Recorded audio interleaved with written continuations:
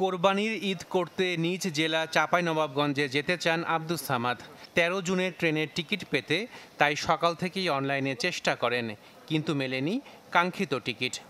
আমি জাস্ট একবারে ৮টা থেকে শুরু করতেছি, একটা টিকিট আমি পাইছি না। শুধু আব্দুস সামাদই নয়, তার মতো আরও অনেকেই অনলাইনে টিকিট পাচ্ছেন না। তাই সশরীরে চলে এসেছেন কমলাপুর রেলওয়ে স্টেশনে। যখনই ক্লিক করতেছি পেমেন্টে যাচ্ছি, পেমেন্ট নেয় না, আবার ব্যাগ আসার সঙ্গে সঙ্গে সব 0-0। ৮টার দিকে সাথে ঢুকছি, 2 মিনিট 3 মিনিটে সব শেষ টিকিট।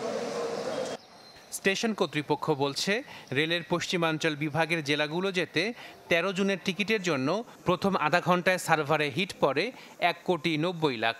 তবে ওই দিন ট্রেনের টিকিট আছে মাত্র ১৬,০০০। রংপুর, লালমনিরহাট, কুড়িগ্রাম, দিনাজপুর, পার্বতীপুর, পঞ্চগড় এবং রাজশাহী যে সকল ট্রেন রয়েছে সকল ট্রেন টিকিটের চাহিদা বেশি।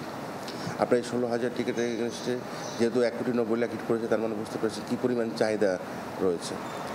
তো যা হোক, আমাদের সীমিত সম্পদের সর্বোচ্চ ব্যবহার করে আমরা আমাদের সেবা মান সচল রেখেছি। তো যে সকল যাত্রী সমাধান টিকিট কাটতে পারে না, তাদের জন্য আমাদেরও দুঃখ হয়, কষ্ট হয়। কারণ হচ্ছে যে এই ইচ্ছেগুলো তো আমরা সবাইকে টিকিট দিতে পারছি না, এটা বাস্তবতা। কমলাপুর রেলওয়ে স্টেশন কর্তৃপক্ষ বলছে, ঈদুল আজহা উপলক্ষে চলবে স্পেশাল ট্রেনও। আশাকেন প্রিন্স, চ্যানেল 24, ঢাকা।